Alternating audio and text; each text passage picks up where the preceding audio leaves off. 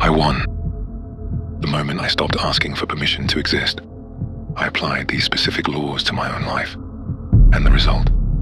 It wasn't just a change in my bank account. It was the moment I took total control of my time and my future. If you want the 10 definitive laws that separate those who build empires from those who just try, this is the only playbook you need. Mark Cuban proved that business isn't about passion. It's about out-preparing the person who wants to take everything from you. Law number 1. Effort is the only equity that matters. Most people are in love with the idea of being a billionaire, but they are terrified of the work. Cuban built his first empire because he stayed up until 4 a.m. reading software manuals while his competition was at the bar. If you spend 5 hours a day on branding, but 0 hours on the phones, you don't have a business. You have a hobby. Passion is for the weekends. In the trenches, you follow your effort. It is the only metric that doesn't lie. But effort is useless if you're working on the wrong things. Most people out-hustle themselves into bankruptcy because they don't speak the one language every billionaire is fluent in.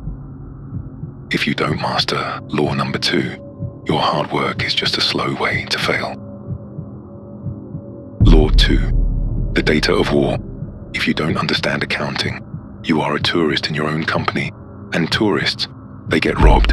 You can hire a CFO later, but right now, if you can't read a P&L or tell the difference between profit and cash flow, you're flying a plane with a broken fuel gauge. You might look successful on paper. You might even be profitable, while your bank account is screaming that you're about to crash. The rule is simple. If you don't know the numbers, you don't know the business. Accounting isn't a subject. It is the only weapon that prevents you from being lied to by your vendors, by your employees, and most importantly, by yourself. Learn the math. If you think you're too creative for the numbers, you are too creative to be wealthy. Law 3, strategic paranoia. There is a specific type of fear that the 1% keeps close to their chest. It's not anxiety, it's strategic paranoia. Every morning, I ask one question: how would I kick my own ass if I were my own competitor? Where would I attack?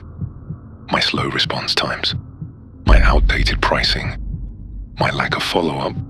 If you don't find the hole in your boat, your competition will, and they won't tell you about it until you're underwater.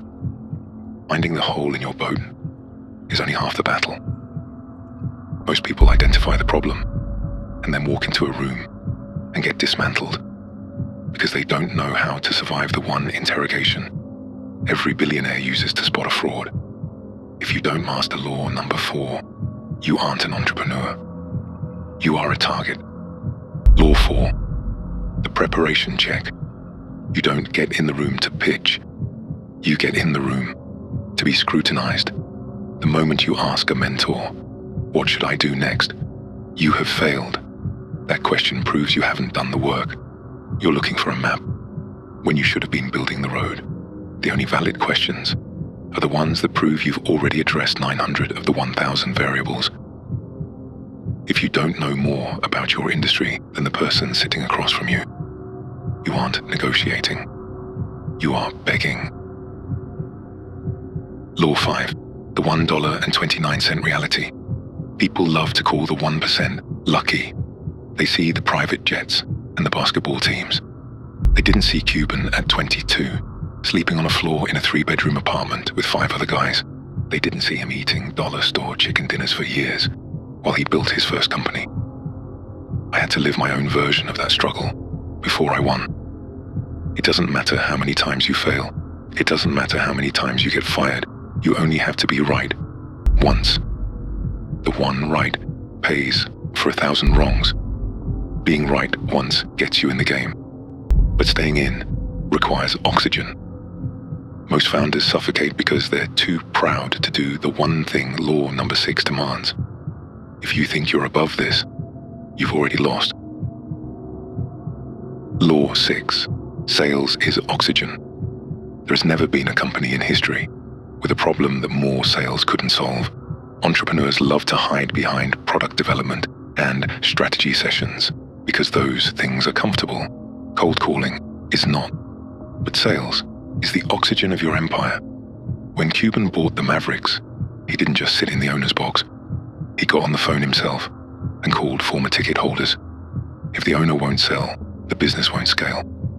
Stop networking and start closing. Sales brings the money in, but if your process is a nightmare, you're just pouring water into a bucket with no bottom. Law 7 is how you stop the leak. Law 7, path of least resistance. Customers don't care about your why, they care about their how. The 1% win because they make it easier for people to give them money than to keep it. Examine every friction point in your business. If it takes more than 3 clicks for a customer to solve a problem or buy your product, you are literally handing your revenue to the guy who made it simpler. Law 8, indigestion kills. Most businesses die from trying to do too many things. They get indigestion, not starvation. Pick one thing and be the absolute best in the world at it. Master the low-hanging fruit first. Get the commitment. Get the check. Then, and only then, do you look at the next branch. Diversification is for people who have already won. Focus is for the people who are still fighting. Law 9, buying back time. You can always make more money. You can never make more time. The wealthy don't spend money to show off. They spend money to buy their time back. Every hour you spend doing a $20 an hour task is an hour you stole from your billion-dollar vision. You are not an employee of your business. You are the architect. Act like it. Law 10. Knowledge leverage. The minute you think you've made it is the minute you started dying. Information is the only real leverage. If you aren't reading, if you aren't absorbing, if you aren't watching the landscape shift, someone else is. And they are going to use that knowledge to put you out of business. The difference between a dreamer and a monarch isn't the bank account. It is the will to out-prepare, out-learn, and outlast the person who wants your seat. You have the script. You have the laws. Now, you have to decide if you're the one being squeezed or the one doing the squeezing. The liquidation of the middle class is real, but your exit is ownership. Stop asking for permission. Your future begins now. Subscribe to Millionaire Monologues, where words become wealth, and check out this video right here.